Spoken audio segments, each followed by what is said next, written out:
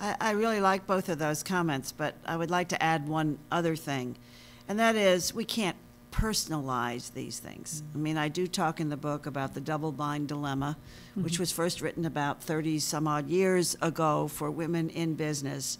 And if we keep worrying about whether we're going to be treated like that, rather than finding better strategies, better ways to do it, then we're going to stick with right where we are, because it's not about us. It's about you personally. It's about something bigger than that, and we can't let that keep going on. That doesn't mean you have to confront it.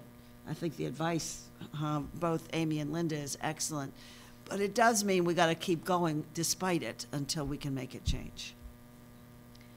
There's a question here from a graduate student that wants to know about culture and the underrepresentation, oppression in many countries that women face. And I think the question is, you know, in some of these places, it's so ingrained in the culture, and oftentimes that means that women are participating in the oppression. I'm thinking in particular like female genital mutilation, where that's something that the mom participates in. What do you think can be done is the question.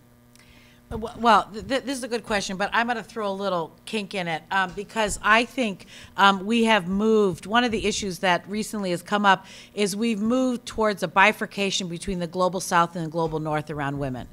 And this has been particularly true with some excellent books and out there, Half the Sky with Nicholas Kristof and Cheryl Woodun, which is a really good book, and others. But it's kind of the belief that it's worse there than it is here. And it allows people to think differently. Fundamentalism is everywhere. It's every faith base. That's the first thing. Whether it's Christianity or Islam or Judaism, fundamentalism is everywhere. And if you don't believe that, just go to Jerusalem, to the Mount of the Rock, and watch the fundamentalists, Jews, Christians, and Muslims hang out together around some very interesting things. So you know, I think we have a tendency to think it's better than. I think Linda's whole point about a place like Rwanda being the best representation of women in the world, it begins to show a different light on who's doing what or what role women have. Because in many parts of Rwanda, women fit into a very traditional role. Yes, women and we all participate in our own oppression. And we do that here, and you do it in the case of female genital mutilation. But every time we don't stand up for a woman here, every time we call a woman a bitch, and harsh, and every time we don't lift our voice, we are doing the exact same thing. So I think culture happens in a lot of different structures, and some are more obvious. So female genital mutilation is an obvious one, but there's some that are less obvious that we live with every day within our own communities. And I think the point for us is all to look within and say what's not working, and then talk across the global North and South and talk about the fact that there are issues that women share commonly in their oppression, and there are issues that we share commonly in our ability to get out of it and take on leadership. And so I think we have to look at things in that particular way. Here. So may I just say something? As a woman doing what we say we should do, which is speaking up, it's actually an oxymoron to ask a woman, do you work? I do not know any women that do not work. The question is, are you paid for the work you do? And if we all began that in our tiny lives, that has a chance to begin to totally change the dialogue about women and women's place in society. Are you paid for the work you do? It's as simple as that. Thank you. Well, you're making a key point, by the way, because maybe culture is nothing more than the series of conversations that we have. Okay, you know, I think it was the Secretary General of the United Nations the other day who said culture is not an excuse for any of the atrocities, et cetera. And if we just think of culture, thank you, as what we speak about and how we do that day after day after day around the world, then we can change it. Culture can change because it's really what we say and therefore what we do. And I think 30% could influence that. It's a tipping point. Okay, so this is a question about the 30% solution, and in the person who's asking the question, in their personal experience and observation, I find most of the current initiatives aimed at gender equity work directly with women, microlending, education, marketing, and business classes, and often do not work with and include the other 50% of the community, men. Well, thank you for the question, but it has two answers. One answer is that women have really generally created those programs to help other women. And they have not yet been part of the main system of things, to go back to the question about the grants and the loans, the micro loans, but not big enough loans to actually make businesses grow. Has not been because they didn't want to, but they've started where they were. And we have to take where we are, whether it's on violence or whether it's on poverty or whether it's on building businesses, and figure out how these ideas that have worked actually influence the larger place where the money is, to take Chris's comment. So that's one big part of it, that the ideas, we can't kick ourselves around for having organized where we are.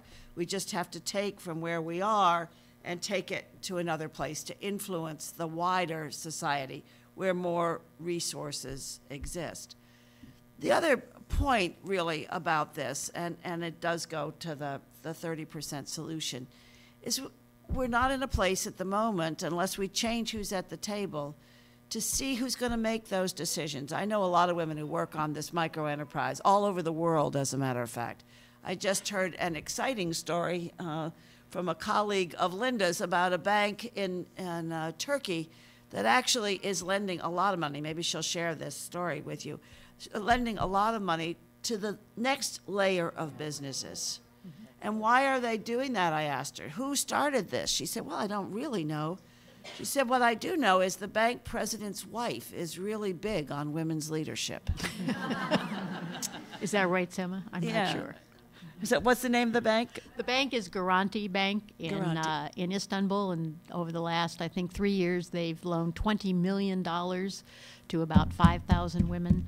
And that program's run by one of our graduates, so it's a fabulous. So the 30% solution would help, but it also helps just to have that power of one. Fantastic. Any other burning questions or anything else you all want to add? It has been a phenomenal panel, and I can't imagine a better way to spend International Women's Day here in Monterey County.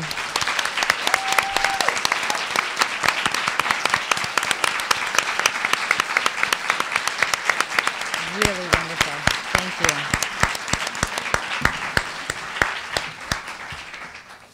I do want to share some thanks before we do wrap. Our planning team was made up of several different women here in the community, and I want to thank them. Holly White from Cal State University, Monterey Bay, and thank you.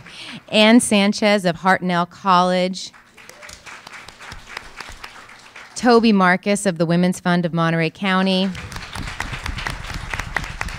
Nancy and Abigail Dice, dear family friends, thank you. Heather Anderson of Colette Cuccia Wedding and Event Design, also dear childhood friend. Andrea Cole and Caitlin Cowley from this university, from NAMBA, the organization that hosted the event, the school student organization.